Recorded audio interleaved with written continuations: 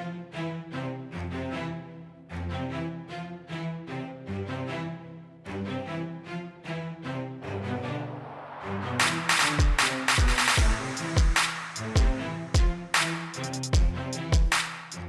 to the Social Chameleon Show, where it's our goal to help you learn, grow, and transform into the person you want to become. Today, I'm talking with Batista Gremaud, a former international professional performer in ballet and Spanish dance.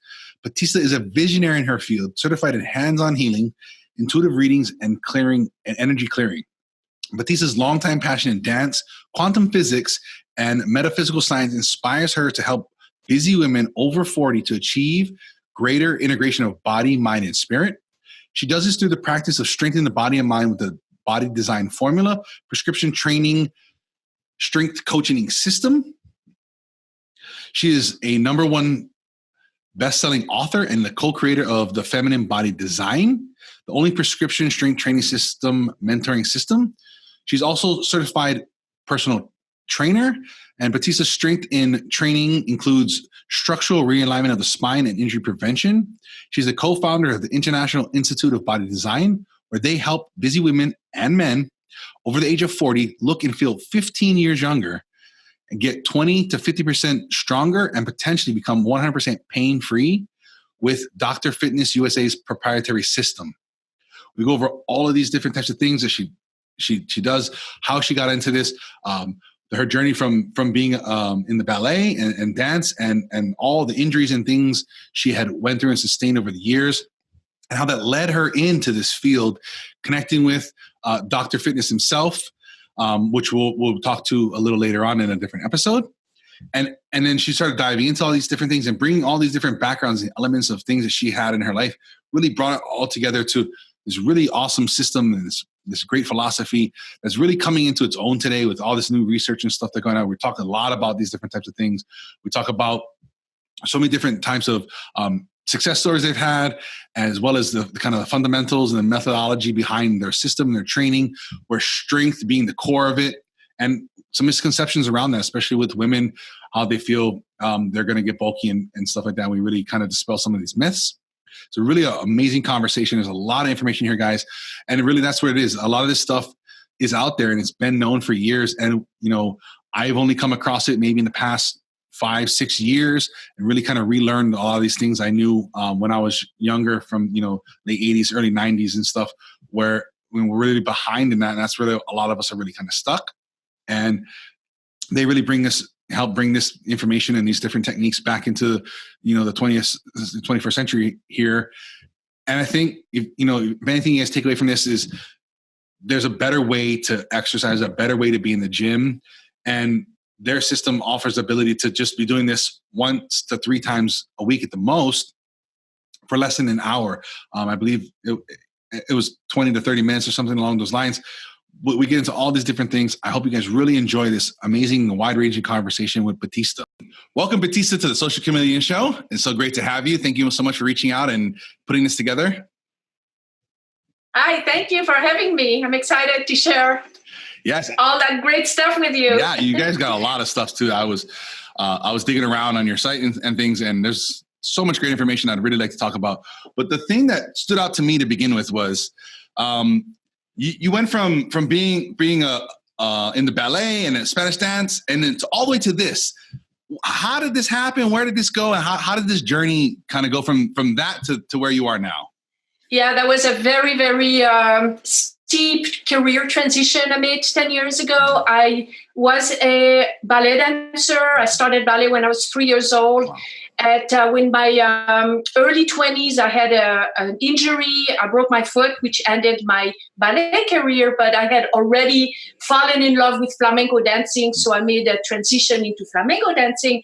And that was my career all the way up to 10 years ago. Mm-hmm.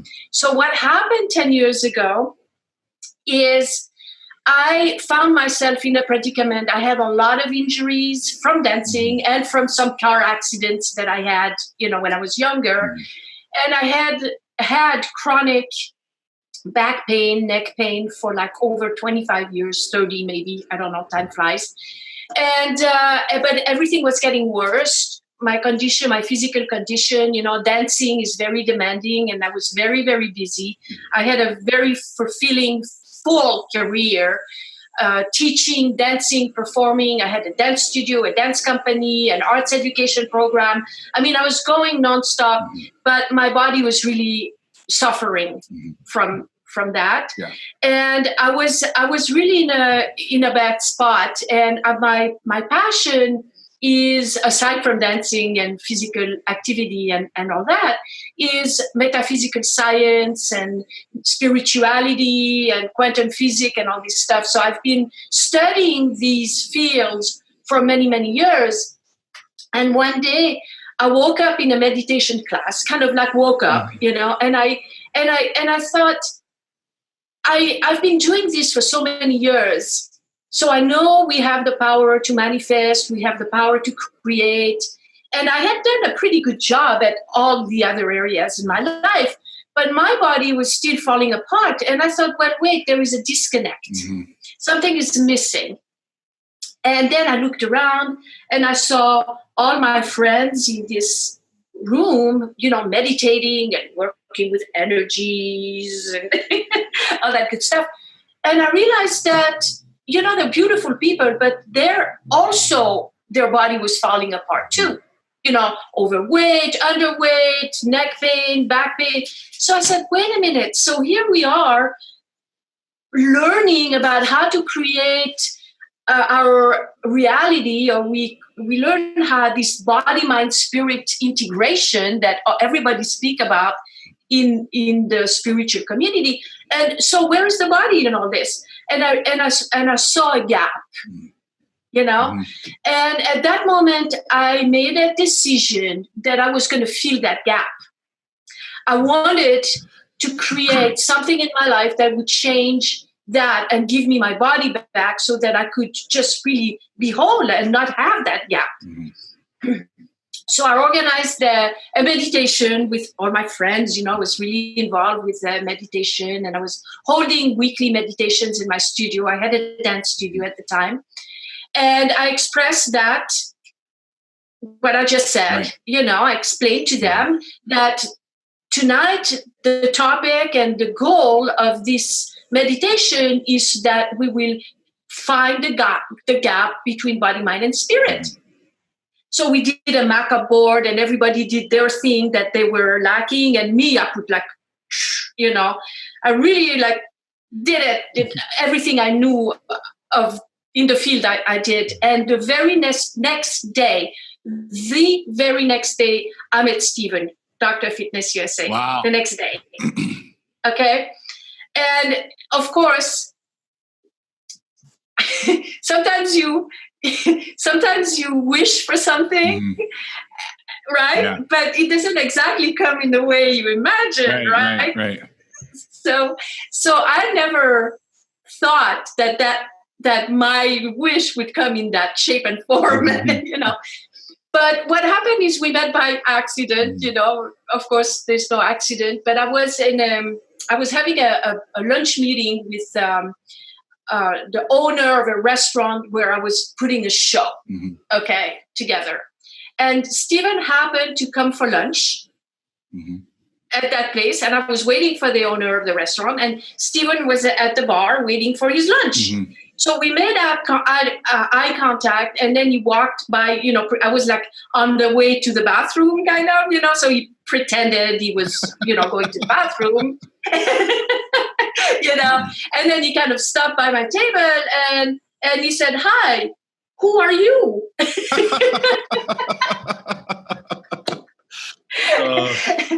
And I said, "I am Batista." And then I looked at him, and I said, "Well, who are you?" And he said, "I am an international body designer."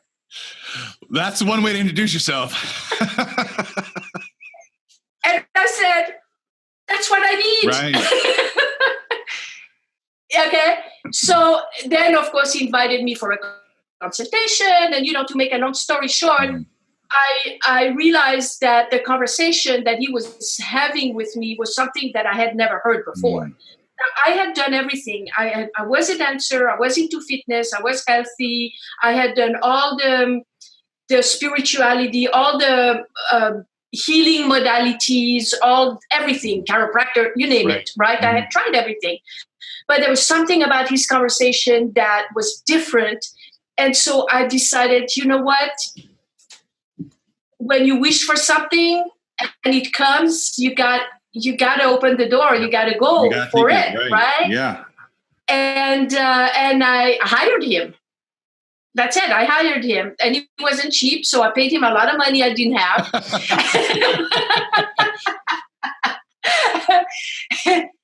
But what happened is within a couple of weeks, my injuries were gone. Wow. My back ached like in a couple of days. Wow. The shoulder took a little longer, you know, but it was like something that was like a miracle. What can I tell you? Yeah. And so then I got very curious. Right. And I started, I said, what's, you know, because this is all based on weightlifting. And I was a dancer and I was in pain. Weightlifting was the last thing on my mind. Right. You know? Yeah. And I became very curious. And then the rest is history. I started researching and writing and staying very close to him because I wanted to pick his brain and know everything. And of course, we fell in love. We got married. And then, you know, I decided to just go in business with him. It made sense. Right. By then, you know, I'd been dancing over 45 years. I was kind of ready to actually change my life. And I decided to make that career transition, and here we are. What a great, not only your story, but just a love story as well. It so happens that you were looking to fix your body, heal your body, and then you found the love of your life. And you just got both things out of it. It's so amazing. I know, huh? Sometimes you wish too small. Yeah, right. I was just wanting about my body back. Right. I just wanted my back pain to go away, and then I wasn't asking for, you know, to fall in love and stuff, and that's so funny. Exactly.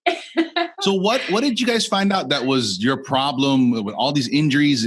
Was it not enough recovery? What was the underlying problem you were having? That's a big story, and that has been a 10 years research, you know, and I have to tell you that I understand it now in a very, very different way. People that have pain and injuries, they're trying to just fix the pain or the injury, and they're not looking at the body as a whole. Okay, so in order to heal, you need to put the body back into balance from the inside out, and that has many different aspects of that. Okay, one is, for example, postural alignment, because the posture, the spine, is what holds your body, and when you start having misalignments, then you start compensating, and then it creates stagnation, then the energies can't flow. So one of the things is posture, and also correcting muscular imbalances, because again, when you compensate, you know, it puts the body out of balance, and it's all about being in balance. But I have to tell you that because my background is in spirituality, I found some other principles that are contributors of these healings that people are having with this method.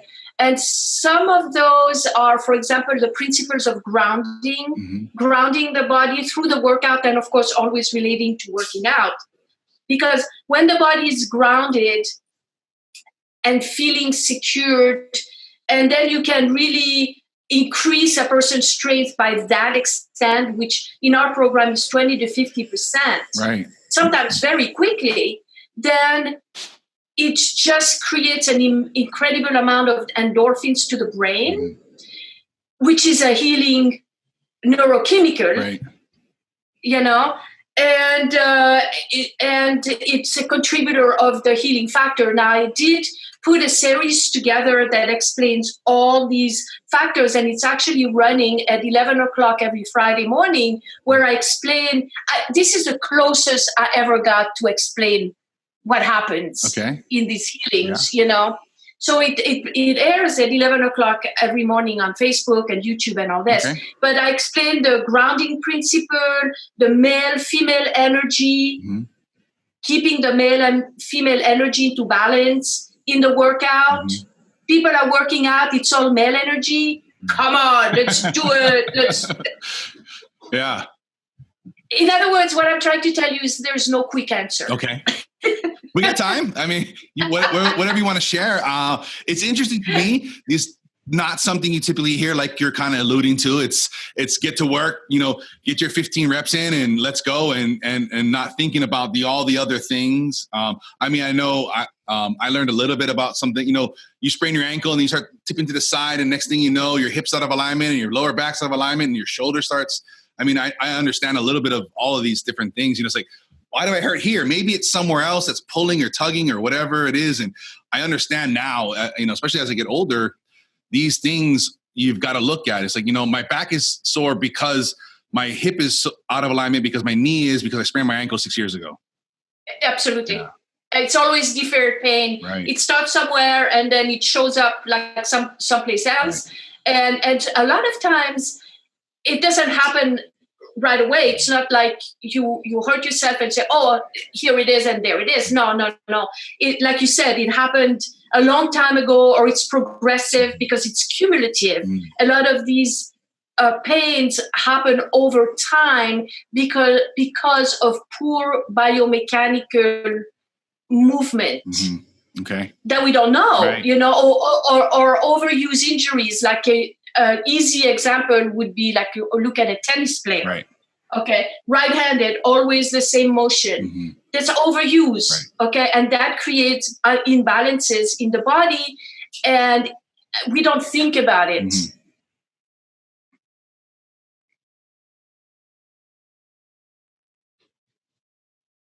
The weakness in the body, and now you're going to have knee pain, or your Achilles is going to come, you know, and then you're going to go, oh, I have a knee pain, so now you're going to go to the doctor to fix the knee. Right. And it's just a symptom of all these other things that have been going on for maybe even years, if not even longer, or like you were saying, overuse, or, you know, especially improper technique. I mean, I know I had hurt my shoulder maybe 2 months ago, and it was exactly that. It was, you know, improper technique. I was learning something new, and I was compensating, and I wasn't doing it quite right. And then, you know, there we go. And about a month and a half now, I'm finally starting to kind of heal up, and it's just from, you know, just that simple thing like that. And, you know, it's even I was having some wrist pain, and then I went to see somebody, and they're like, you know, it's coming from your elbow. And I'm like, I think you didn't hear me right. My wrist is sore. Like, no, it's from back here. And then sure enough, they went and they worked out the tendons of my elbow, and my wrist pain went away the next day. I was like, but I was like, all this time I was trying to stretch my wrist and do stuff on my wrist. And I was like, it was from my elbow. It's just so interesting. Yeah. So when you put the body into balance from the inside out, then all these things go away, you know. And also another thing is when you work with weights, okay, and your body is ergonomically supported in a piece of equipment, for example, and then you push against that weight, then it acts kind of like an adjustment. Okay. You spine, you know, like for example, we have like a leg press, you know, when you push with the leg like this, and we have a back support that we use, so it puts the back into the slight curvature, into the proper curvature. And when you push against a certain amount of weight, and it's more weight than you think, more weight than you think, or that you think you're capable of, it's just push the bodies into alignment, and the vertebrae go, and there is your chiropractic adjustment with the added benefit of building the musculature around the injury, because that's the other thing that people are not aware of. Mm-hmm. They go to the chiropractor and then they think that's it. Mm. That's not it. The second step after going to the chiropractor is going to the gym and working out on a strength training program so that you can rebuild the musculature around the spine that supports the spine so that your adjustment will hold. Oh, okay. So let me get this correct if I'm the way I'm thinking about it. So you're out of alignment. So maybe you're saying like this side muscle is weak and this side muscle is strong, and we get back in alignment. That's still true. One muscle side is strong and weak, and you need to strengthen both of them together to keep that alignment. Is that correct? Absolutely. Okay. Otherwise, like the next day, your body's back out of it. Won't hold. Your adjustment simply won't hold. Because the underlying effect is still there. One muscle is stronger or tighter, and it's just going to pull it right back to where it used to be. Okay, I see. Exactly. Very interesting. Yeah. Yeah. And then, so you guys recommend those types of machines that hold you kind of in a certain position versus like a free weight or just going up to a squat rack and doing squats of it? Is it better to use a machine that, like you were saying, like a leg press machine that you lay down into and it's got some element you're forced to be in that position and then doing the lift versus, just grabbing some dumbbells or, a squat rack?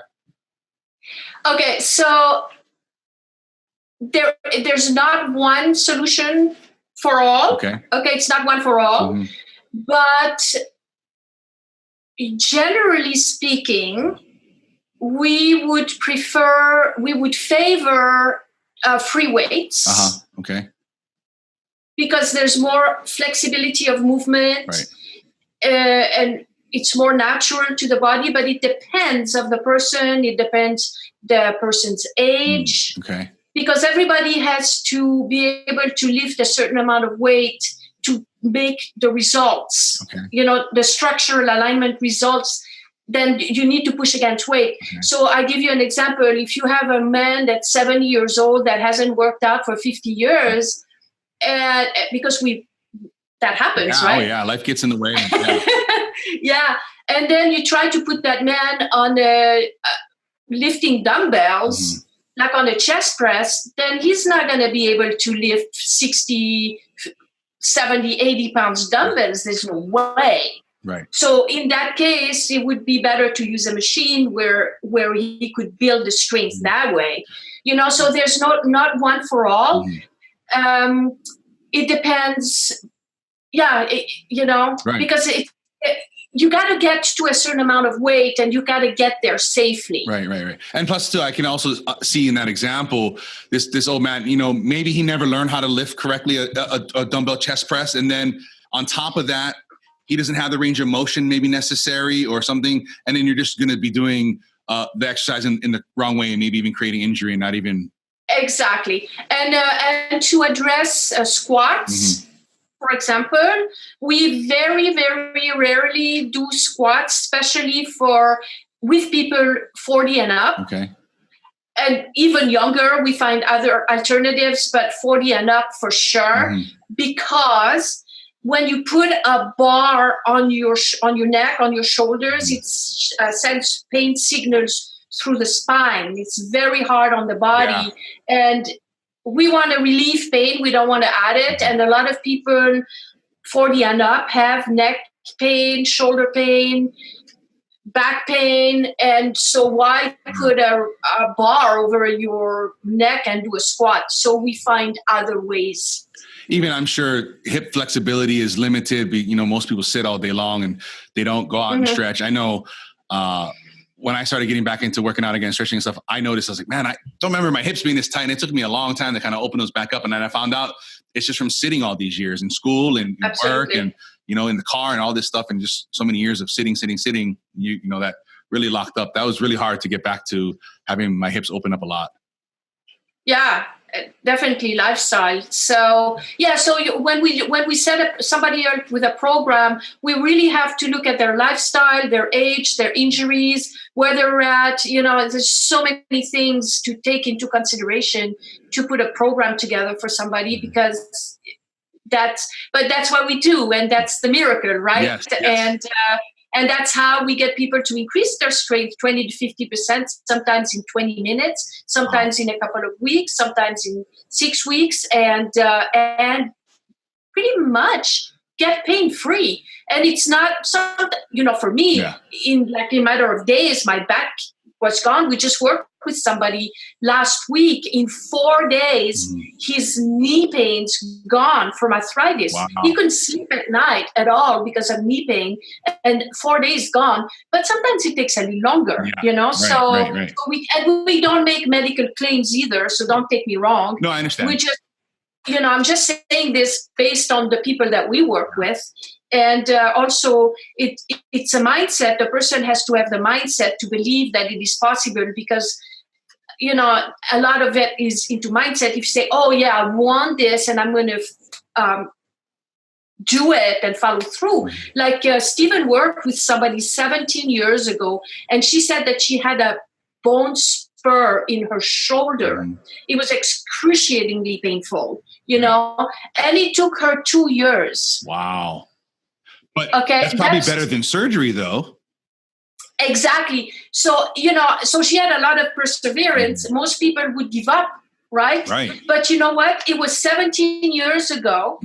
Okay. And now she's almost 70, and she hasn't had any pains for like 15 years. Wow. And she avoided surgery. And she didn't have surgery. Yeah. So the payoff is huge. So, but, sometimes you just have to stick with it. Right. And that is the longest time of anybody I've heard since I've met Stephen. That particular example, that's the longest time it took. Yeah. Everybody else that I've worked with or heard with about, it was not as long. But still, this one example is there. And do you know that particular lady, she had to take care of her mother who had Alzheimer's for 6 years. Wow. So she had to lift her and, take care of her. Yeah. And because of the strength she accumulated and the healing of her injury, that she was able to do it and come out of it after 6 years, still pain-free. Yeah, and that's the thing. You can't foresee that. You never would have known if she would have not persevered or just said, you know what, this isn't working after 3 months, 6 months, whatever, and just gone and got surgery. She probably could have never helped her mother, which would have put who knows how many other events into effect that never had to happen because of that one instance, that one thing that she stuck through that lasted that 10 years, 11 years until her mother needed her help. And then she was able to provide her mother probably a better level of care than she would have ever gotten in any other way. That's very awesome. Absolutely. Yeah, you never know what's coming. Right. And Stephen always says to people, oh, you're going to need your strength. Yeah. And we don't know. I'm telling you, for me, I had such a bad backache. I had 7 car accidents in the early 80s. Wow. So my chronic back pain came from being hit, tumbled. It was just like a spell, but I had really chronic back pain, and I couldn't do anything, traveling, going to Europe, anything, lifting, anything, and I danced all these years over with a backache. But I'm going to tell you that a year after I started with Stephen's program, I started with him in 2008. In 2009, both my parents passed away. Oh, sorry about that. And and it was emotionally very difficult. My parents had lived in the same house for 54 years. Wow. They never threw anything away. Oh, no. They were both artists. So it was, and they lived in this huge house, a farm with an attic, a cellar. Yeah, that sounds like a lot of work right there. But, I was 1 year into the program, and I was able to do this whole thing. It took about 6 months of, going through everything and sorting out stuff, right?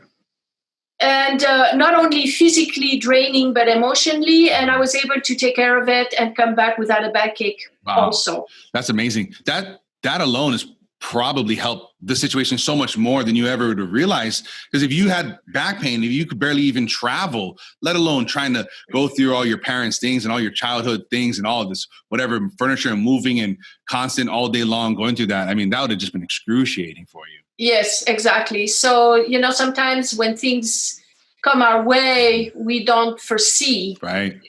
what's next. And so that's why I always tell people, just when an opportunity happens, just take it, take the chance, because, we talk to a lot of people and they say, I don't have time. I don't have money. I have to do my business first. I have to, people have a million excuses, right. and they want the magic pill. They want to take a pill so that they don't have to do the work, and they think, no, I'll do it later. I'll do it tomorrow. And you know what? You got to do it now. Yeah. You don't know what tomorrow brings. You might not be around tomorrow. Exactly. Yeah. And I've known a lot of people. I look through my Facebook friends, and I see so many people. Now I go, oh, that one's no longer. That one's no longer. So many people, all of a sudden they're just not here anymore. And then some of these people were people that had no time. Yeah. Yeah. And I used to be in that camp. I used to think, like, listen, if I go to the gym and all that, like, hour and a half, whatever it is, traveling, doing the work, I was like, I could get a lot more done at my business and my office, my different things.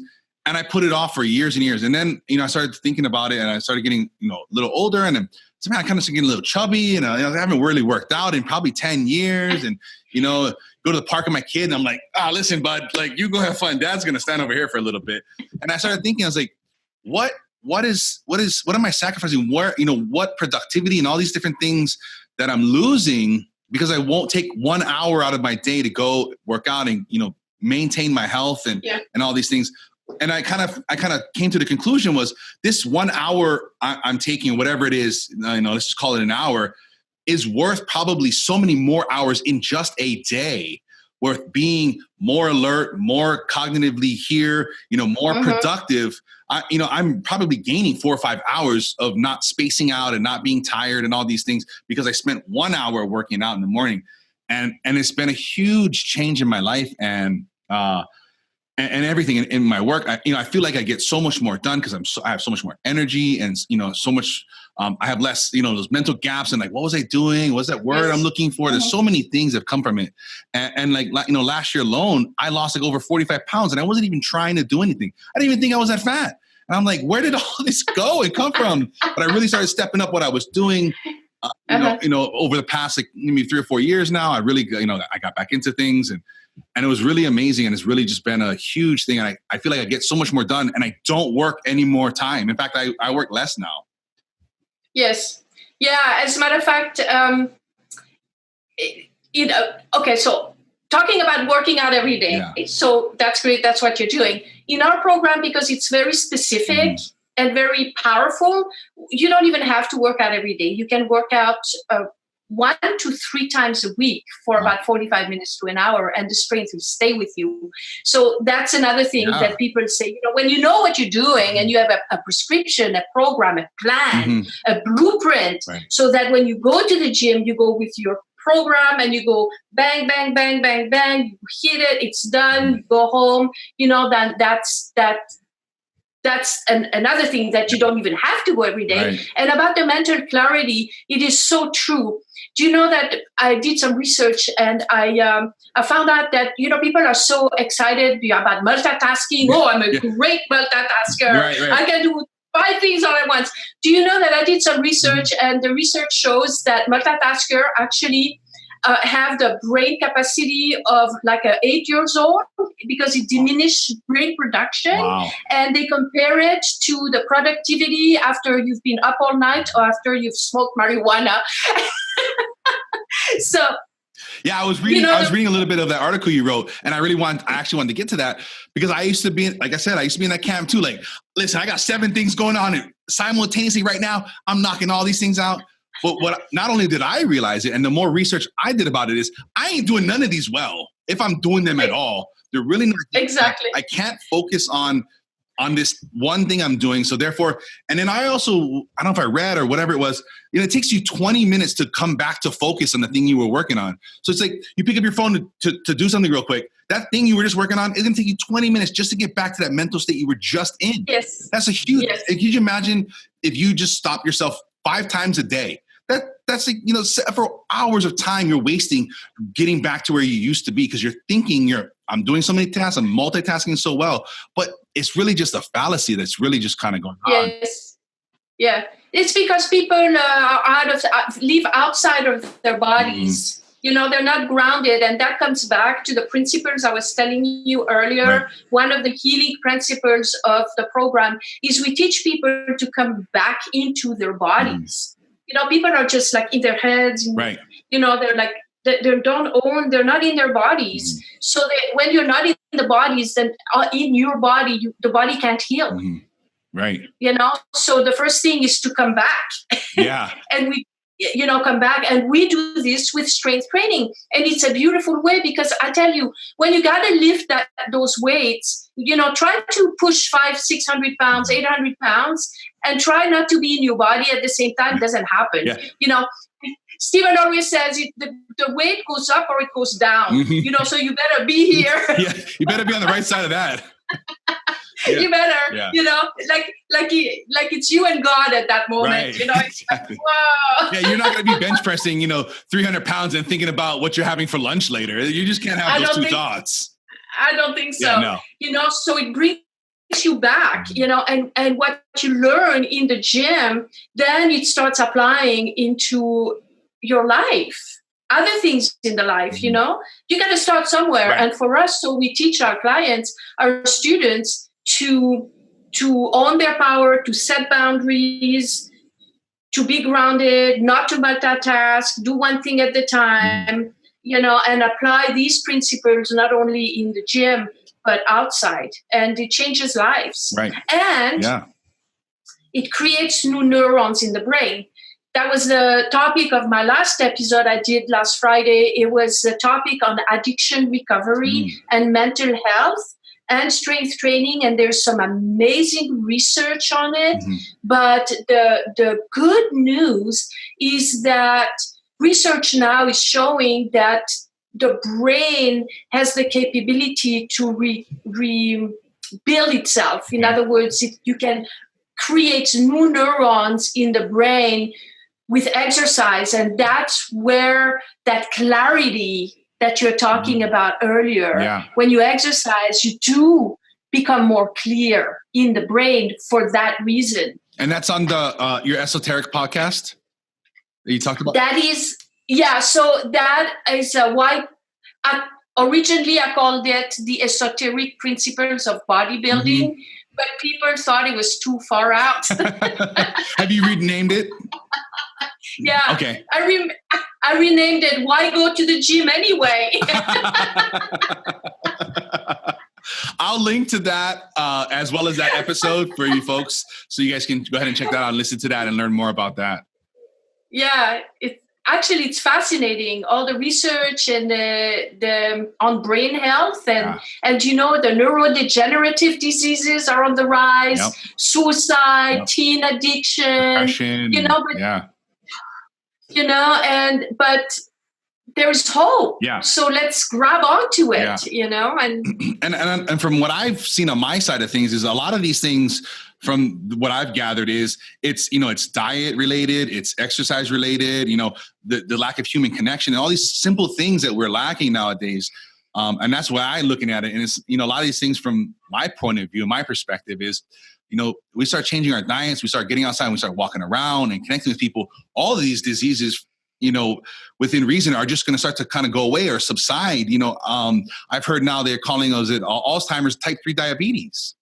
And it's like, we're thinking this is a brain thing or whatever. It's like, no, this is what you were eating when you were 20, 30, 40, 50, 60. Now you've got this degenerative brain disease, just the same as your body's breaking down, and now it's also breaking down your brain. And it's really eye-opening to see that, if we start now and we start changing these things, we can eliminate the diabetes that, people are having, eliminate the depressions, eliminate the future of Alzheimer's, especially if you're at risk of getting that. Yes, absolutely. As a matter of fact, that lady that I was telling you earlier, that with the shoulder pain, and she took care of her mother with Alzheimer's. Right. So she was very worried that she would have Alzheimer's too, because, they say it could be genetic or things like this. So her mother passed away from Alzheimer's. So she actually went to get a brain scan.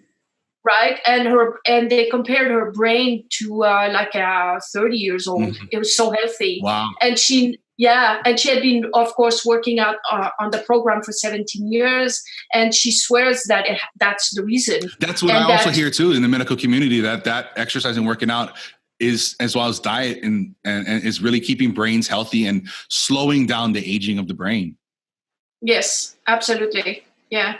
Yeah, I did some research on the nutrition too, because and it has to do with neurochemicals that travel to the brain. You know, you have the positive neurochemicals, endorphins, dopamines, serotonin, and all these things. And then you have the negative neurochemicals such as cortisol, adrenaline, and all this. Right. Now, that is produced by feeling good or feeling bad is the feelings that produce the neurochemicals in the brain, right? So of course, exercise produces those good neurochemicals, but also nutrition, because the gut is actually also called the second brain. Right. It's the enteric system, and the gut itself has the capability to produce those neurochemicals, and the certain food that we eat have the power to create those neurochemicals to the brain, those feel-good neurochemicals. So the nutrition is very, very important as well, and that's the reason why. Yeah, we have a guest coming up that is a researcher in that area, so that's going to be really interesting to dig more into that second brain, that gut biome kind of thing. So that's going to be really fun for you folks to stick around for that as well. Right. Yeah. Very interesting stuff in that field that's emerging. Yes. You know, like we say, oh, we have a gut feeling, but it's really true because it, you know, it's not just, I have a gut feeling. Yeah, your gut's telling you something. I've actually heard that, I guess the bacteria in your gut are telling your brain what it wants. So that's why you're having these cravings for ice cream or whatever it is, because your gut's like, hey, we need more of that. Bring that sugar down. And you're having those cravings because your gut's literally telling your brain, send this stuff down to us. Yes, that is true. Unbelievable. Yeah. So we have a lot of tools to make our lives better. Right. We don't have to be victims. We just have to have education. Yes, and that's really what's lacking. Yeah. So that's my mission. I'm passionate about giving education to people so that they can take the right actions to change their lives. People are suffering, so you know. And I'd like to back up just a sec here. Back to multitasking, do you have 1, 2, 3 tips or something like that really just people can just start right now and just kind of start to cut that out? What do you have for that? Yeah. So first tip is, when you go to the gym, leave your cell phone in the car. Leave it at home, in fact. Leave it at home. That amazes me. Yeah. Most of my day, my phone is off. And it's away from me. Yeah. So that's, I mean, because you know, I teach gym behavior, of course. Yeah. So, you know, that always related to the gym, right? Mm-hmm. So that would be the first thing, you know, because I mean, we go to a gym and it's just mind-boggling that somebody would be actually doing an exercise and texting at the same time. Why? This is your you time, me time. This is where I go to really get empowered and take care of myself. What are you doing? Yeah, that drives me nuts. I see people all the time. They're sitting on the equipment and they're texting or whatever. I'm like, are you done here? Could you do that somewhere else? I'm waiting to get there. And you're texting. Why? Yeah. So that's, you know, things like this. Also, if you do make plans to go to the gym for that hour or whatever, then really set that hour aside. Like if you had a toothache, you would go to the dentist for sure. There would not be anything coming in the way. So plan for the travel time, be there, you know, and just really make that a priority. Like that's your appointment with yourself. And of course, I'm not saying to people not to socialize in the gym or say hi to somebody or whatever, but that's the other thing, you know, a lot of times you see a lot of socialization and chit chat, and that's great. It's community, but I don't do that. No, I hate that. Okay, I'm like, listen, I'll talk to you when I'm done. Give me like 20 minutes, but I'm here to work out. And then after this is over, we can chat and we can catch up or whatever it is. Yeah. Exactly.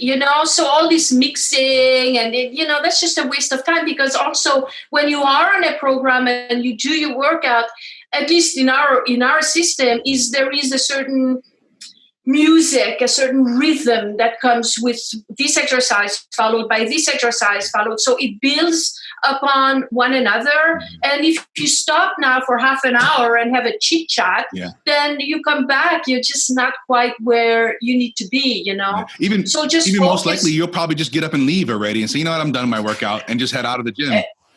Yeah, that reminds me of a joke of that woman that was very sick, and she would go to the gym every day, and this guy sees her, and she's always like sitting, and then she leaves. And one day it says, well, I see that you're coming every day, and you're sitting on this chair for a few minutes, and then you leave. Say, what's up with that? And she says, oh yeah, my doctor told me to go to the gym every day.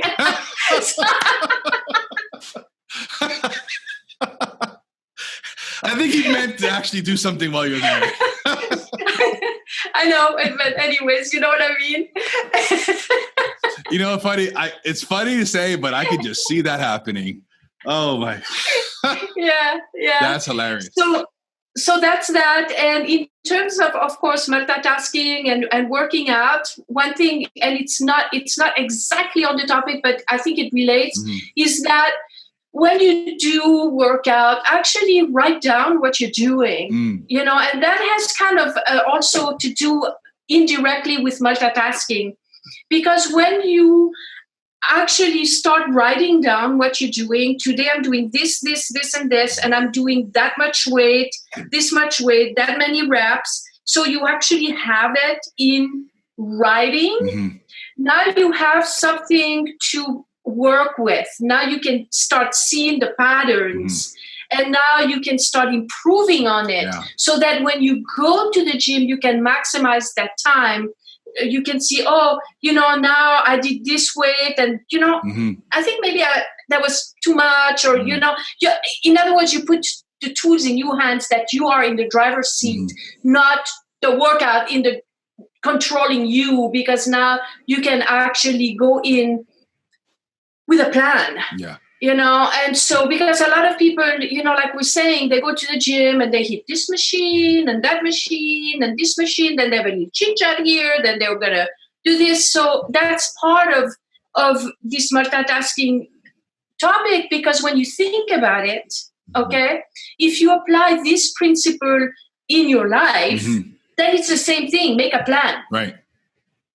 I'm going to do this today, and I'm going to dedicate so many hours, and I'm going to get so much done, and then I'm going to do this. So you plan things ahead and then stick with it. So that's kind of a couple of things I can think of. Was that helpful? No, absolutely. And some of those things I never used to do before. When I lifted, and I in high school and college stuff for sports and stuff, we just go in and we do whatever the workout the coach did. And then as I got older, and I went back to the gym after, I probably wasn't in the gym for like 10 years. And I kind of wandered, I got to get back into wandering the gym. I'm like, wow, what am I doing today? I'm trying to drive there. I'm like, what am I going to do today? I don't know. And then I get in the gym and I'm just kind of wandering around, like, what feels good today? Maybe a little leg press. I don't know. Maybe a little, and then I was like, and then I started thinking about it. I was like, what am I don't have any idea what I'm doing here. I have no plan of what I'm doing. Yeah. So what are you doing now? Yeah. And I just wandered around the gym for, how long have I been here? I'm here for like an hour and a half. I haven't done anything. So then I started, I got to come out, since I got some plans together, and then I started doing a little log. I never even thought of that. I just thought that was for weirdos. I was like, I don't need a log. Like, I know how much I can lift. But I started looking back at it and go, I haven't really progressed in this exercise. I'm still doing the same weights. And I'm like, I need to figure out either why, or I need to start challenging myself, and then it was really nice to have that log and look at, 6 months of progress. And where did I start? Where am I at now? How much have I gone up? Have I really gone up any? Am I feeling better? That's a really good tips. I really benefit a lot from those. Yeah, good. So you've experienced that. That's excellent. Yeah. It does really help. Excellent. Yeah. Do you also keep a calendar of when you're actually going to the gym, so you have a visual? I have it on my calendar. I have it just repeat. I do Monday, Tuesday, Thursday, Friday, and it's blocked off. There's no ifs, ands, or buts about it. My children know, my wife knows, listen, this is the time. And like, before when I first started doing it, it's kind of foreign to my son when he was little. And he's like, Dad, stay home today. I'm like, listen, maybe right now you want me here, but I would rather be around when you're older and I'm 60, 70, 80 years old. And we have all that extra time now. I can die at 50 or I can die at 90. Like, what would you rather have? And he was like, I get it, Dad. I'll see you later. Have a good day. And never again did he ever question, hey, skip a workout today or something, Dad. But everybody knows, like, this is the time. Not only is it for me, it's for my health, and it's also for the longevity of me being around here is the best I can control with you folks and having, a long life together as a family. Excellent. That's what it's about. Yeah, absolutely. Yeah. Hey, I have a question. I can maybe change gears a little bit here, but you had mentioned it earlier, and I also read it about you. So you took, how did you get this idea to combine dance, quantum physics, and metaphysical science? What is all that, and how did you get all this together? Where did that idea come from? They seem like three completely different things that seem to work for you in some way. How did you get to this? Well, I don't think they're three different things. I think they're very connected because we're one person, and the metaphysical science is the spiritual science of the energy by which we operate, the universal laws that govern our universe and what we do. Mm-hmm. So I don't think that they are not connected at all. I think it is all connected. And for me, is when I met Stephen, I told you earlier in the show, is I made that intention that I wanted to fill the gap, because I saw that on this side there were the spirituality, and on this side there was the body, and we're talking about grounding the body or integration between body, mind, and spirit. And for me, there was a gap.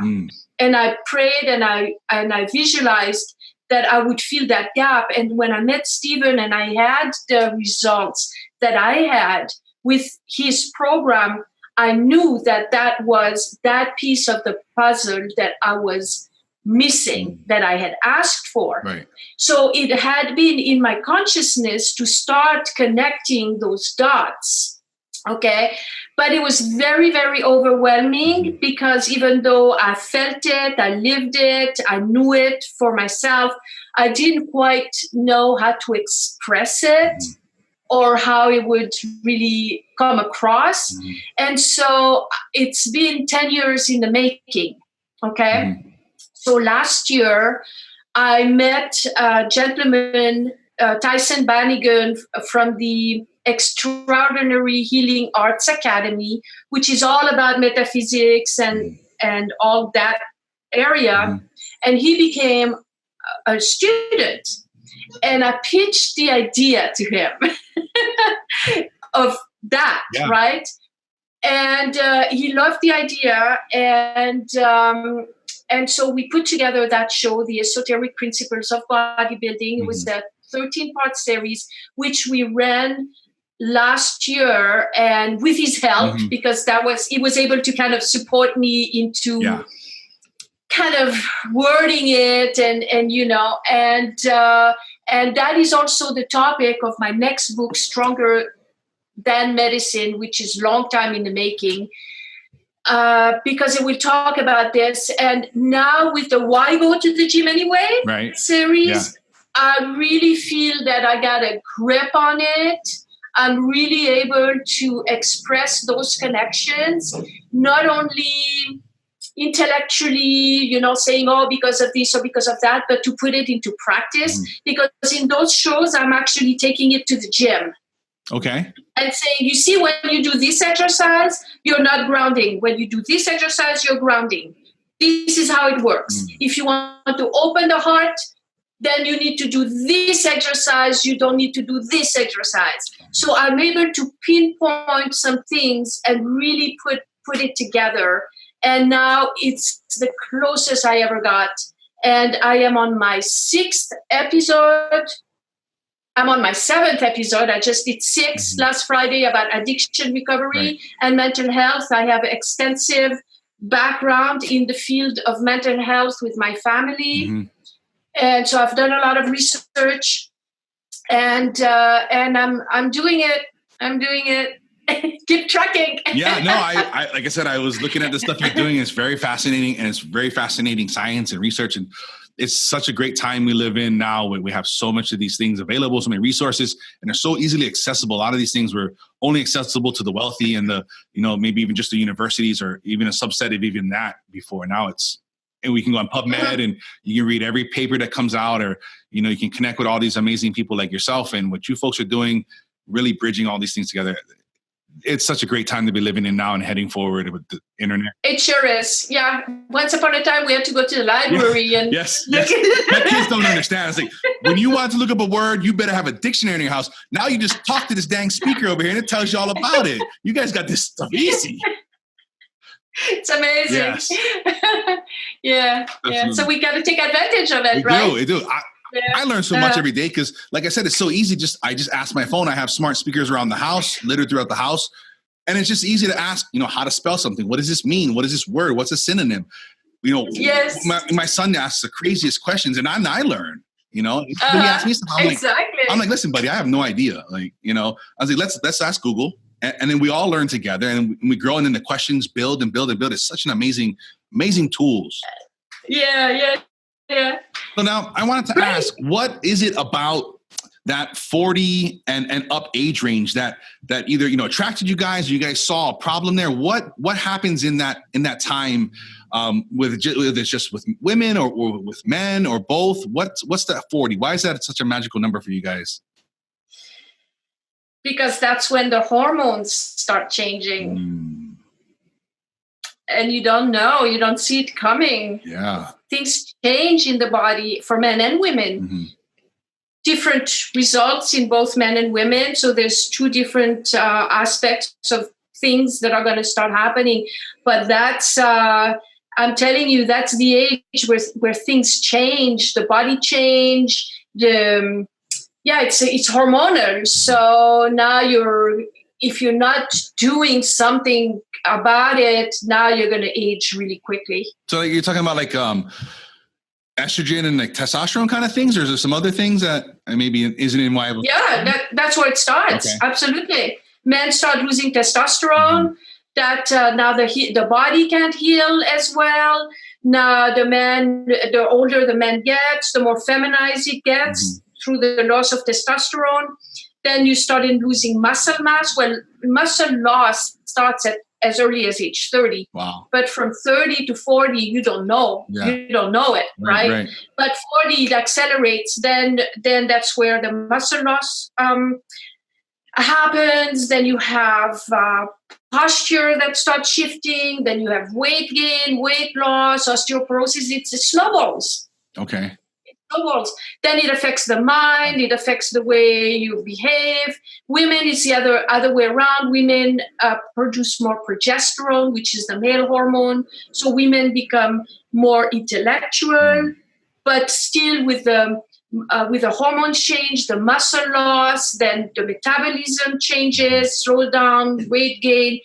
So things shift, and they shift fast. 30 to 40, you don't see it. 40 to 50, you go, ooh, I don't know. Why did I gain 10 pounds? Or why am I not, I'm not like on top of my game. You can't handle stress as well. So stress has a more effect on the body. And then if you don't do anything by 60, good luck. Yeah, right. So you guys have found through your research and your practice and stuff that this type of weight training is it slowing this down? Is it holding it off? Is it reversing any of this kind of stuff? It's the fountain of youth. It's the fountain of youth. There's no way around it. Okay. It will slow down the aging process, and it will give you years of your life back. It will rebuild bone, rebuild muscle mass. If you do it properly, it will rebuild your posture, realign your posture, correct muscular imbalances. It's the fountain of youth. And it's beyond anything, beyond aerobics, beyond Pilates, beyond yoga, and it's now becoming scientifically proven. You see, people are still in their mind thinking about strength training as Arnold with the big muscles and it's for guys, or, you're going to get bulky. And no. This is kind of still being with your flip phone. Mm-hmm. Technology has changed. And now there's enough research, even like we talked earlier, it recreates neurons in the brain. Now, aerobics and these types of activity also, right? Mm. But strength training specifically, because of the muscle building aspect of it, beyond anything else, has far more benefits, anti-aging benefits, than anything else, period, guaranteed. So that's what you need to do. And when you are 40 and up, you better start doing more strength training, less aerobics, less of anything else, because that's when you need it the most.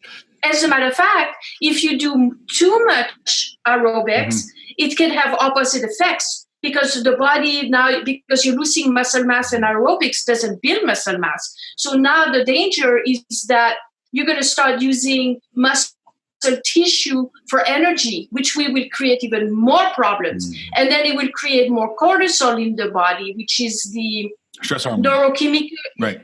Yeah, stress hormone. Yeah. So, 40 is when you got to do it. And if you start earlier at 30, then it's like building a bank account, right? So good. If you're younger, do it for prevention, so that by the time you get 40, you're not you have already maintained. But if you haven't done it, yeah, no, I hear you. Those are things that I'm lucky I learned in my mid 30s. I got to stop, because what I thought was, I don't know, whatever it was, 22 or something. I was like, you know what? I'm no longer going to be a professional athlete like I wanted to be. I'm no longer, really doing anything. I'm not playing these sports and stuff. I was like, why do I need to be lifting weights? It's like, I don't need to be doing this. And then from, I don't know, 20 something to in my mid 30s, I was like, wow. I was like, something's changing here, and I don't like this. And I really never thought about it. I started learning about these things, and I was like, if I just go on a treadmill, if I just go for a run, and I learned that, well, that's just stupid. You're just staying fat, if not getting fatter doing those things. And you're not building bone density and stuff. And you're going to be, I started learning all these things, and I'm like, holy cow, like, where was this information? Why didn't they teach us this? Especially when I was playing sports and stuff, all these things they never really taught us. And I guess the science wasn't there and the things weren't there. And we had the old school mentality of things, Yes. Our conditioning was running 20 laps around the football field, and come to find out, that's probably the worst thing we could have been doing. It really wasn't making us any more conditioned. Stretching wasn't a big thing. They're like, stretching before a game and stuff was a joke. We just kind of all pretended like we did something. The coaches were perfectly fine with that. And then I started learning that all these things. And I'm glad you guys are the kind of people out there getting out there and getting people off these treadmills and stuff. I go to the gym and I'm just like, you're fat. And you're on a treadmill, you're just going to stay fat, if not get fatter. Yeah. And the other thing is, we laugh because I don't know where you are, but we're in California. Okay. So sunny California. Yeah. I'm in Arizona, sunny 95% of the time. Yeah. So, so we go to the gym, and then people are on the treadmill. They're not taking advantage of the equipment and the weights. They're on the treadmill. Go take a walk. Yeah, exactly. Jeez. Right. So get fresh air, clear your mind, and then go to the gym and use the equipment. Yeah. So people, but it's just a lack of education and awareness, so, absolutely. And there's a lot of it. So that's why we're here talking. Yeah, absolutely. And I love getting inside. Like, I tell my wife, I'm like, she's like, I'm going to go on the treadmill elliptical for a bit. I was like, look around the gym. Where are all the fat people at? They're over there on the treadmills and the ellipticals. Where are all the fit people at? They're on the weights. We're going that way. We're not going that way. We want to go for a walk. We have this beautiful walking trail. That's the thing I like living by here in Arizona. We have the city makes these beautiful walking trails, and they're just absolutely gorgeous. And it's 2 minutes from my house, and it's just long miles and miles of trails. And it's so great to get out and just get fresh air and leave your phone behind and just look around the birds and the nature and get some of that sunshine on your face. And it's the more we can do these things like this, the more, podcasts and YouTube and all these things that are available, and they're all free and they're all so easily accessible. We can start educating not only ourselves. I'm learning here. And I constantly I'm learning stuff, and we can just build a better, healthier society. America, we can get away from this stigma we're in. We're just fat and overweight, and it's just going the wrong way, and we don't know what's wrong. We do know what's wrong. we just don't want to look at it. We don't want to educate ourselves. The doctors and everybody, they're so far behind. And I know that they have a hard time and they have a hard job, and keeping up with research is not easy, but we've got to look and say the shit we've been doing for 30 years is not working. In fact, it's getting worse. Where is the research? Where are the people that are doing this right? And we got to seek them out. And when you find them, you got to share it with your family and friends. We all can. Starting today is not the best time, but it's the second best time. And that's where we really got to get into this and get going. That's right. And then speaking of these misconceptions stuff, what are some more that you see in your industry? What are the ones that just drive you up the walls? Okay, so that one is the big one, aerobics versus weight training. And then you have weight training is going to make you bulky. I hear that from women all the time. I can't lift weights. I don't want to be a big bodybuilder. I'm like... Women don't have enough testosterone to get bulky. Right. It just doesn't going to happen. The women competitors, women competitors, they are taking supplements and drugs to get bulky like that. Right. So that's one thing. And the other thing is it takes a lot of discipline and a lot of work to even build a muscle. Yeah. So, ladies, you're not, it's not going to happen. You're not going to get bulky. You'll be lucky if you get toned and, Yeah. But that's nice when you see, in my perspective, when I say woman, she has nice toned deltoids in her arms. I'm like, there we go. Like, that's a good look. Instead of that, like, I like to call it, whatever I heard of, that skinny fat, where you see these people are skinny, but you look at them, you're like, you're kind of flabby and you're not in shape. Yeah. So women that come and see us, okay, they go, not every woman, I don't want to generalize, but many, all right.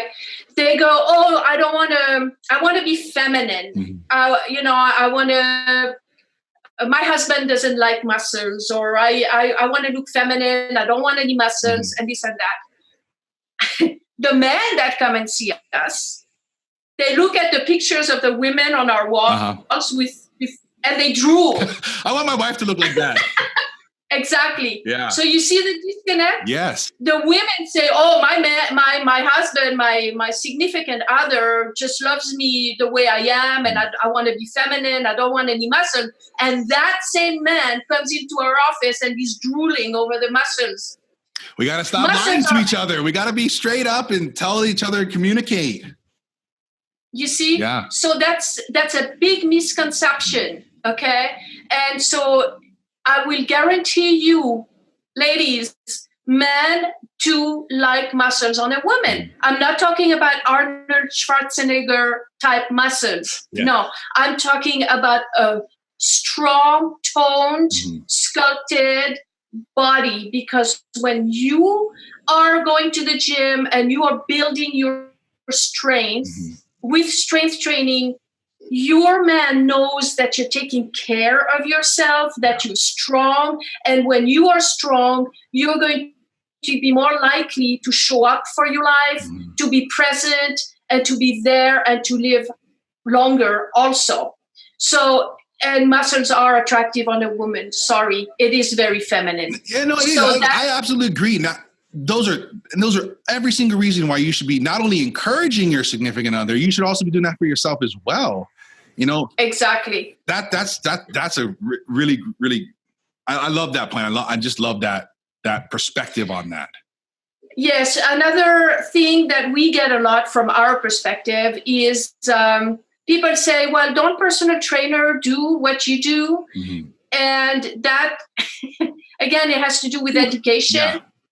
But we work on muscular imbalances. We work on postural alignment.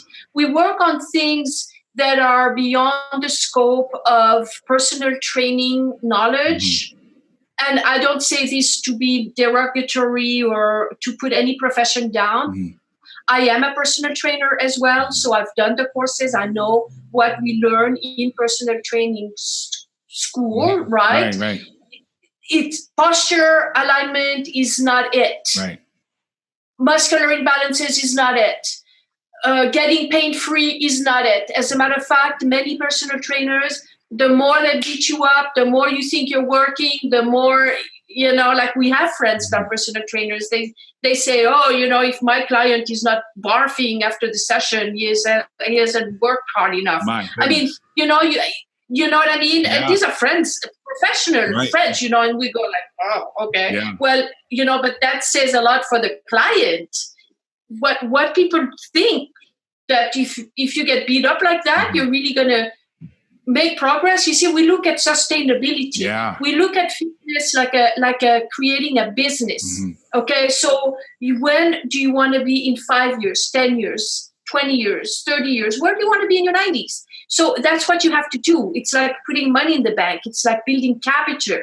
So in our program, we start by building strength, 20 to 50%. That's your capital. You need strength. Right. I saw a poster, AARP poster the other day. It made so much sense. Strength is not optional. Oh, yes. Right. You need strength. Yeah. It affects everything you do in your life, not only the way you carry your grocery, but how you everything. Yeah. Opening jars and stuff. Yeah. Everything. Okay. Strength is not optional. You need your strength. So you need to do something about it, because you lose it if you don't build it. I learned that the hard way. I was like, I spent 15 years getting this strong. I can't possibly lose it in 3 years. And boy, does it go fast. It does. It goes so fast. It does. So that's the first thing we do, build the strength, 20 to 50%. Yeah. Okay. Then we work on stress management, because that's the number one killer. Everybody's stressor. So we work on stress management, strengthening the nervous system. It goes hand on hand with building strength, strengthening the nervous system. Your physical strength, when you're grounded and empowered, will affect your emotional state. Now you become centered, calm, quiet, clear. Yes. Okay. Stress goes down. Then we work on posture so that the neurochemicals can flow freely to the brain. Now, we know neurochemicals control the way we feel, the way we talk, the way we behave, right? But if they can't reach the brain because you're like this, then you have a problem, right? Yeah. Wherever there's stagnation, there's disease. So we need to correct that. We need to get everything to flow properly. All right. So we work on that. So you see, we have a whole series of principles that we incorporate, that are incorporated into the programs. These principles are universal principles that make the success of this formula, of this training that we do. And that is not even close to what personal trainer do. So you see, for us, when you say, what is your frustration a lot of time? Well, I will work with a personal trainer. Well, didn't you hear a word I said? Yeah, exactly. And one other thing I learned too is when we're slouched down, we're hunched over and we're tight up, our breathing suffers. I never thought about that, Yes. And we're not getting enough oxygen into ourselves, which I hope we all know that our body depends so much on not only getting it in, but also getting it out and clearing it out of the blood and all that stuff. And I don't know what I was listening to or watching or where I was, and people talking about, I haven't had a deep breath like this in years. I'm like, well, how do you breathe? I don't even understand that. But these little things that just pass by us that we just don't even think about are so related and so much, not only in our health and our wellness and our stress. It's so crazy when you start learning about this, how these all just blend together and they really feed off of each other. Yeah, it's because we're all connected. Yeah. It's a whole, and you got to take the body as a whole, not as pieces like this. And that's the answer. But that's how we've really kind of been conditioned. Something wrong with your ankle, you go see an ankle doctor. Something wrong with your shoulder, you go see a shoulder doctor. There's no doctor, even a general doctor's like, he's just going to point you into the doctor you need to go see that. And the shoulder doctor isn't listening to the back doctor that's listening to the hip doctor. And these guys aren't talking and they're all telling you something different versus a lot of these new doctors they have now, which I think there's potential there. The functional medicine, I'm sure where they look at the whole body and from nutrition to all these different things like you're saying, that's kind of the approach, seems from my perspective, that's really going to start to change some of these things and let people know that, these ailments and these different things, they're all connected, and you got to, change this to change that so you can get rid of that back pain. Yes, exactly. So yesterday we went to our dentist that is a student, and she was one of our great success stories because she used to have 3 surgeons told her to have immediate surgery on her shoulder because she had a torn ligament. Wow. Okay. And it was 6 years ago. That was the time where we met her, and she chose to go on our program instead of going for surgery. So yesterday we saw her. And now it's 6 years, okay, because the thing is that I have not said yet in this show is that we work always on education and making the person independent so that they can continue to do the program on their own. So we don't work like a personal trainer on hourly basis. So, so we teach education, right? Yeah. So the lady took the program 6 years ago, and she's still training on the system. She goes 1 to 3 times per week, so she's not a gym rat. Right. And so yesterday we went to see her, and we got a great testimonial from her. Fresh. I'm going to post it on our website today. Yes. And she said this. She said that when she met us 6 years ago, not only she was on the verge of having surgery, she was told by her orthopedic surgeon that she had now osteoporosis.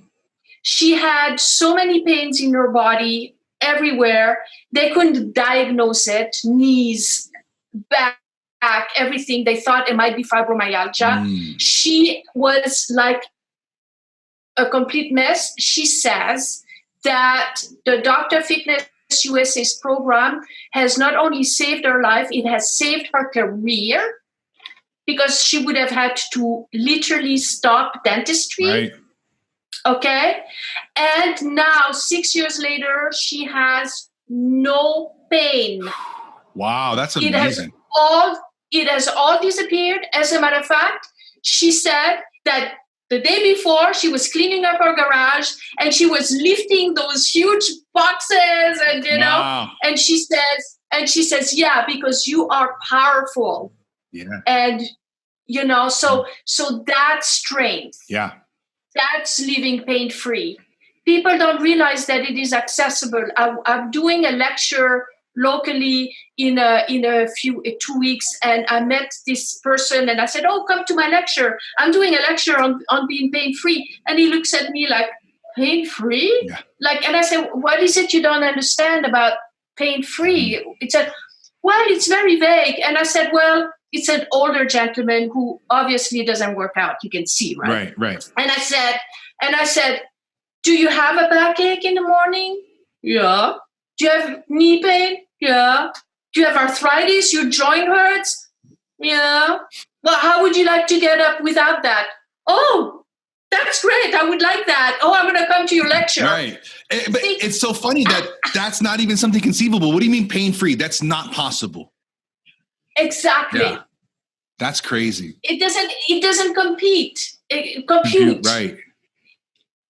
That's crazy. And even with that dentist example, let's just say, let's just stick with her shoulder. She had that ligament surgery. Who knows how many tens, if not hundreds of thousands of dollars she would have lost out on having to close her practice down or having to keep it open, but her services aren't available. Just that one little incident that you saved her. Absolutely. It probably that savings probably paid for the program 10 times over. Exactly. And she would have had to be in the sling for 8 months and on and on and on. And then of course, yeah. And then when you have surgery, you don't know the other complications that are going to happen. Yeah. Staph infections or something going wrong and not being quite right. And there's so many complications that are possible. So, and we work with another gentleman, and I'm telling you, people just really want the quick fix. Mm-hmm. We work with another gentleman. I told you the man who had arthritis in the knees, and we got rid of the pain in 4 days. Right. So he put and by the way, we have an affiliate program. So if the person wants to sign up to our affiliate program and refer somebody to us, then, you get a commission, which awesome. is great. So he put an affiliate link on his channel, right, on his Facebook, because he's like, oh, look, I have no more knee pain. Yeah. And the comment below says, oh, well, does this come in a pill form because I'm allergic to working out? Oh my gosh. You got to do the work. That's such the mantra of our society now. It's like, I've heard of instances where people are like, I've worked here for 6 years. 6 weeks. Why haven't I got promoted yet? You got to put in the work. You got to pay your dues. That's sort of the problem with social media and stuff like that. We just see the highlights. We don't see the 10, 15, 20 years that went in to having this moment. You see this richness, famous, whatever it is you're looking at. You don't see what went into making this one moment that you're looking at. Yeah. So there is no No, there's not. Quick fix. You got to do the work, but you got to do the work anyway. So do the right thing. Yes. Make it efficient and effective. Yeah. Exactly. That's the thing. Yeah. Speaking of this back pain stuff, I was reading on your thing. I'm just going to read this thing off you had there. It says, did you know that back pain is a single leading cause of disability and the most common reason for missed work, with 80% of Americans affected? That blew my mind. I'm fortunate. I know I've never had back pain in my life. I'm glad. I don't know however I figured that out or whatever. But what is this about? Why? What's happening here? Poor movement biomechanics, just sitting on a computer all day long, just lifestyle, not taking care of yourself. It's just what it is, Yeah, I don't know. And it's preventable. Yeah, I don't know if you can see, but I bought myself a standing desk a few years ago. This has just been the greatest thing ever. It's nice to be able to get up and stand up and, having these conversations, stuff like this. But these simple things like this, that's just 80% of, people. It's like in North America. Like, that's a lot. That's that's a lot. And people don't take care of themselves, and they don't know, they don't have the answer. So they go to the chiropractor, and then they get fixed a little bit for a day, but they don't do what is the second step, which is building the muscles around the spine. So it's a vicious cycle, and it gets worse. And there's no solution. It won't go away unless you do strength training. So it's an epidemic. Wow. And people think, and backache is one of the easiest thing to fix. Yeah.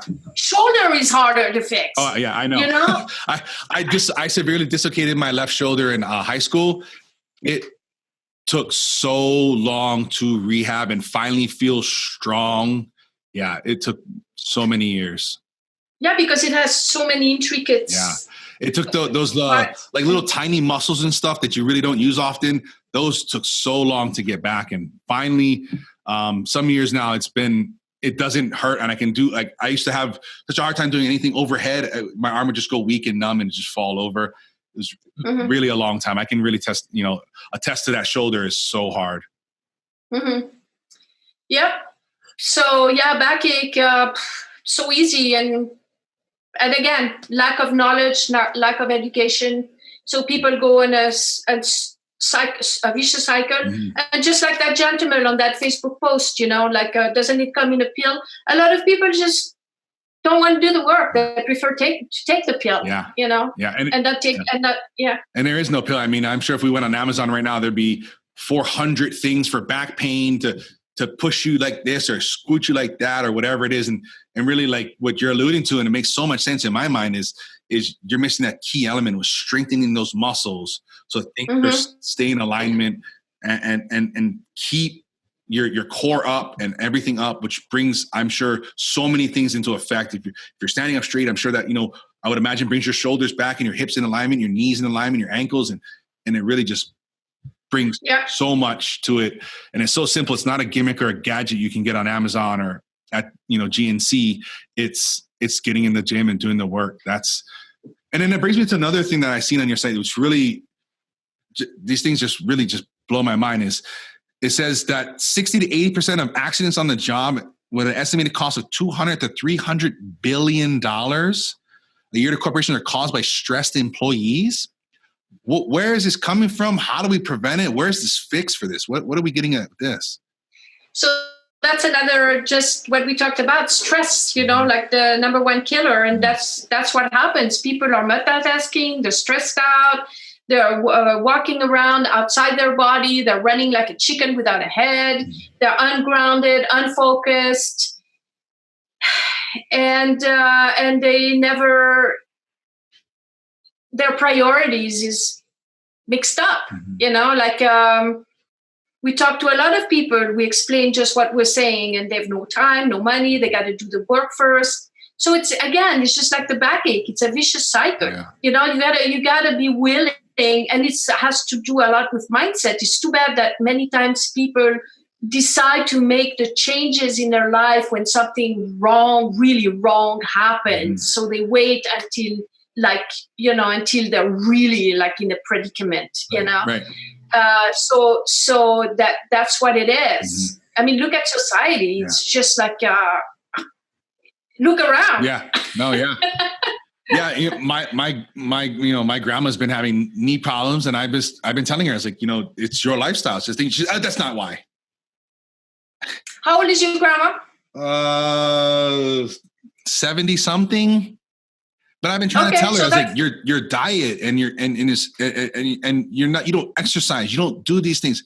And that's not why. I'm like, and then she goes to the doctors and these orthopedic surgeons, and they're like, oh, we just need to do surgery. And I'm like, no, like you need to, I was like, I forget what it was. It's something like for every pound of weight, it's like 4 pounds on your knee or something like that. I forget what the math was. And that just blew my mind. I'm like, so I was trying to explain to my grandma, I was like, you're probably at least 100 pounds overweight. If you can just get rid of that 100 pounds, you're going to take 400 pounds of pressure off of your knees. You think that knee pain is going to go away? Hell yeah, it will. Yes, exactly. And it's never too late to start, okay? So personally, we work with people of all ages. I will tell you a little thing that I saw online. This woman started weightlifting when she was 87. Okay? She's 94, 95 now. She competes, so she wins every time because she's the only one in her class. That's that older black lady that did the bodybuilding. Oh no, that's another one. Okay. That's Constantine. No, she's amazing. Yeah, I've seen videos on her. Yeah, unbelievable. That's somebody else. Okay. Yeah, that's somebody else. It's another one. Okay. But this one is older. This one is 94, 95. Wow. But I will tell you that she competes weightlifting and everything. But what was amazing about her is that a few years back, she had a car accident and she broke her spine. Oh, no. And the doctors all told her that she should never lift again. Okay? And she didn't listen. She went back to weightlifting. Yeah. And she was supposed to be paralyzed for the rest of her life. Yeah. And now at 94, 95, she's back competing. Wow, that's amazing. Okay, so there's many people say, oh, I can't work out with weights, I have scoliosis, or I have this, or I have that. And do you know that it's the number one tool that you can do to get yourself back on your feet? Okay, as a matter of fact, there is this amazing movie that I really love. It's called Bleed for This. Okay. And it's the story of a boxer. I forgot his name, but also he was a boxing champion, and he also had a car accident, broke his spine, was supposed to be paralyzed for the rest of his life, was told by everybody, doctors and all, not to go back to boxing, that it would be very, very dangerous for him. They suggested that he has neck surgery to fuse the spine. He refused because he had the dream to go back to boxing. Yeah. Through weightlifting he rehabilitated himself and went back to boxing and won the championship. I forget which championship and what's his name. The movie is called Bleed for This. Mm-hmm. And these stories, you can hear them on and on and on and on. There's so many people that would be crippled, paralyzed, dead if it wasn't for going to a gym and weight lifting. It is the fountain of youth, and it is the number one tool to help with everything, even heart, diabetes, everything.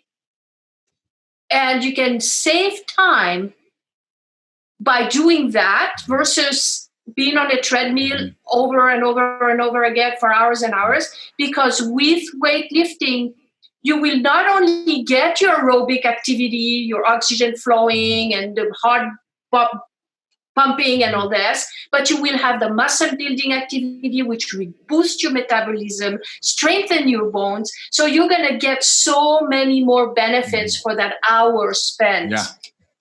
And I like to tell people too, I was like, all this stuff you're doing is, it's really expensive. And I was like, what's more expensive? Prescriptions and doctor's visits. And, absolutely. And people just kind of take back and they're like, I never thought of that. I was like, I don't spend my time there. So I'd rather do this stuff now than have to spend my time, in the doctor's office and, filling out prescriptions. I know. So, some of these things can be so hundreds of dollars to fill these prescriptions and stuff. And I'd rather spend that money on doing the right things now, eating right, taking care of my body now, getting into the gym. What for you, what does a typical day look like for you? What does that, first 60 to 90 minutes look like? What are the must do things? If you do, you set yourself up to win the day. Okay. So we don't train every day. So we train 3 times per week. Mm-hmm. So that is always that's those 3 times a week. Yeah. That's it. And then it's all about the business. It's all about the rest of the time. It's about creating content. It's about reaching out to students, staying on top of everybody, doing social media, creating. Like now, I'm very involved with the shows on the Fridays, so that takes a lot of my time. Yeah. It's continually educating people, putting content out, reaching out. So that's the day. I like walking. Yeah. On the days that I don't do the training, mm-hmm. I like to take walk, get some fresh air. Yeah. That sometimes falls through the cracks. Yeah. But that's something. Meditating. Mm-hmm. I love cooking. So there's a lot of things that I have to do. No, good. But so there's just a lot of things. But mainly aside from the training. I love learning. I want to tell you that I spent 10 years researching and working very closely with Stephen, and I still learn every day. So I love picking his brains. So anytime there is a new student or somebody new that comes on board where we review the programs, every case, everybody's different. Yeah. So I'm still picking his brain, and I still learn after 10 years. So if you think that just because you know something and you know it all, it's not like that. There's always more to learn. And Stephen, he's amazing. He's like this genius, and I'm at awe that there's always more to learn. That's my passion. So I love working with students and learning is. That's amazing. Yeah. That's a huge thing. A lot of people forget that once you're done with, college or high school or whatever, your learning doesn't stop there. It's a lifelong process. And the people that are succeeding and really making a difference in this world are lifelong learners. Definitely. With that, what are, the book or books that really have helped you the most on your journey that you would recommend others to pick up? So let's see. What about the book I wrote? Other than your books, I will link. You've got 4 books, I believe, if I'm not mistaken, and the 5th one coming. I will absolutely link to all those. Other than yours, which I've got some of those on my list. Those are in my rotation now. But what are some other books that really just helped you the most? So I want to tell you that before I became doing this work, I was one of my work was working in children's education. Okay. And I know you're not going to expect this, sir, but my favorite book of all time is The Little Engine That Can. Oh, that's a classic. That's a classic. I'm putting that down, folks. If you guys have kids and you haven't read it yet, go pick this one up. I read Napoleon Hill. What was that book? Think and Grow Rich. Yeah, I Think and Grow Rich. I've read all these books, many books, and they're all helpful. But I can say that The Little Engine That Could, it's so simple and it's so profound. Mm-hmm. And it kind of, sometimes we complicate things. I learned this working with children for so many years. We complicate things. Sometimes the answers are so simple, so right in front of us, and we're there looking, making things very complicated for us. Yeah. So, and that book, I follow those principles all the time. You know what I mean? There's a good lesson in there.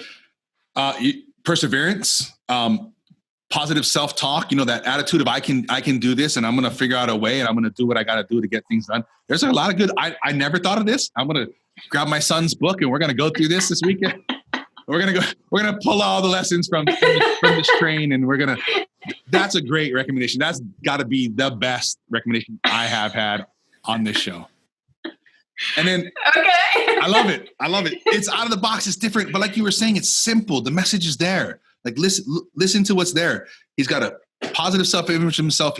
He knows he can, if he puts his mind to it, he can accomplish anything. He can get up that hill. Doesn't matter how much is connected to his train. That's a really good. Yeah. And you can read it in 5 minutes. Yeah, you're done. Yeah, and so you have no time. There's no excuses. You don't have time. Right. Exactly.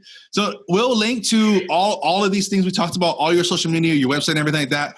Is there any other places you want to point people or send people to either connect with you or learn more about what you're up to? It's very simple. Go to drfitnessusa.com. Doctor is DR, the short version. drfitnessusa.com. And right there on the homepage, you can schedule a free strategy session that I recommend, because if you're willing, ready to change your life, then just do that.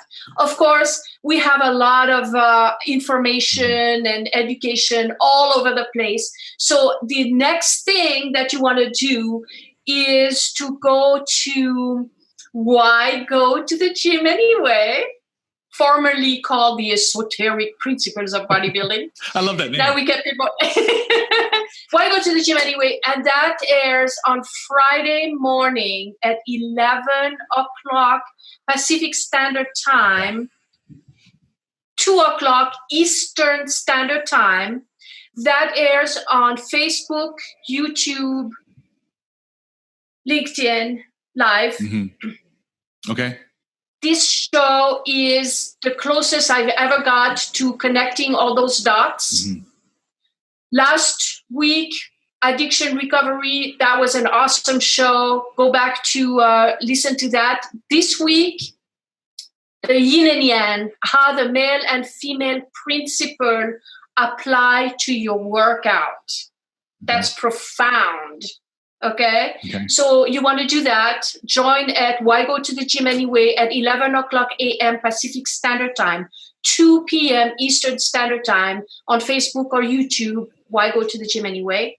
You would definitely want to do that. And then, find us on social media, Dr. Fitness USA here, Dr. Fitness USA there. YouTube, we have 300 plus videos on YouTube. Like us, share, comment, subscribe. Don't only take, participate, share, comment, tell us hi, I'm here, I'm listening. Right. Sometimes I see people on social events, and they say, "Oh, I follow your post. I see you here. Well, why did you say hi or like it?" Yes. Yeah. Yeah, I hear you. Share. I get the same thing. I just love everything you're putting out. I'm like, you don't like anything though. You're not sharing it. Come on.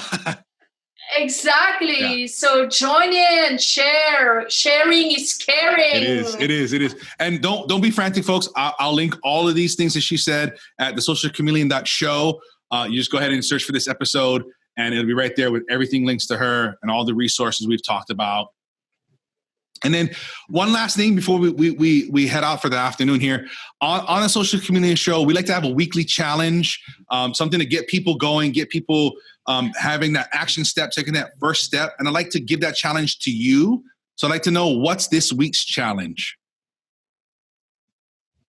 You're asking me? I'm asking you. It's yours. It's all for you. I want you to challenge the people. I want you. What is the one thing, or whatever it is you want that you want to challenge people, that action step you want people to take? What do you want them to do after listening to this? They've gotten this far, 2+ hours into this. What is that action step you want people to take? What do you want to challenge them to do? And how are you going to gauge their challenge? I'm curious. I don't know. I wish I knew. I get feedback from it. I want to put it out there to people. I want people to take action from this episode. I also cut this out and I put that out on social media and stuff as well. Like, at least get this little snippet. And I really just hope people take action. I wish I knew a better way of measuring it. I don't. Except for I'm gonna tell you how you can measure this. I'm gonna challenge everybody to go to drfitnessusa.com and book that strategy session. There it is. It's free. It has the potential to change your life. It's a gift. Mm-hmm. Okay? And you can talk all you want. Okay? Until you take action, is not going to happen. So this is a gift from Dr. Fitness USA. I'm Batista. Dr. Fitness is the brand. He's my husband. Mm-hmm. Either me or him will take your call. I challenge you to book a strategy call by going to drfitnessusa.com, and I will tell you how many people actually put the call. I love it. I look forward to hearing back how many people actually take the challenge. Listen, people, this is your life. This is your livelihood. This is your future for not just you, your friends, your families and neighbors and everybody that's around you that directly or indirectly depends on you and the things you contribute to this world. Don't look this gift horse in the mouth. Take this challenge, get this free information, get these resources, change your life, improve your life. This is where it's at. And I have one more. Yeah. Can I have two? Go ahead. I challenge you to share this episode on your social media page. Perfect. Absolutely. Let's go, guys. Get it out there. Take these challenges. Batista, this has been absolutely amazing. I learned so much, and I really hope everybody at home learned as much too. Thank you very much for being on. It really was an absolute pleasure. Thank you. I love being here and sharing all this. This is what we do. And thank you so much for having me and being a great host and asking all these wonderful questions. You did your research. You knew what you were talking about, which was great. And I really appreciated your time and passion for helping people as well. Thank you so much. And so, like I said, folks, everything we talked about, you guys can get it in the show notes at thesocialchameleon.show. We really went into a lot of stuff there, and it was a great time. And I'm just so absolutely fortunate that not only did I get to learn a lot, I get to share this with you folks. And as always, you guys, every month we've got a giveaway. We're always trying to help you guys and enhance your life with these things for you guys. Head over to thesocialchameleon.show/pick-me and get entered into this month's giveaway and enhance your life. Get these different things we've come across, we find that really, really bring our stuff together. And, you know, like Batista was saying and stuff, share this with people. This is how we get the message right. This is how we pass on knowledge. Okay. Go do your research. When you find these things are working, when you see these things are working, share it. Share at least 2 other people. And the best way to support the show, best way to help this information, the best way to have a healthier community and family and society is sharing this information. You know, get out there and don't be afraid. Don't let these things stand in the way. You know, share things with your community. like this episode, share these different things, subscribe on YouTube and your favorite podcast app. You guys can follow us all week long on your favorite social media apps, Facebook, Instagram, and Twitter. Leaving a like and review. This does help our show bring on great guests like Batista. And for all the links and everything we talked about here today in this episode and all past episodes, you guys can head over to socialchameleon.show. And until next time, get fit and keep learning and keep growing and transforming not just your mind, but your body into the person you want to become.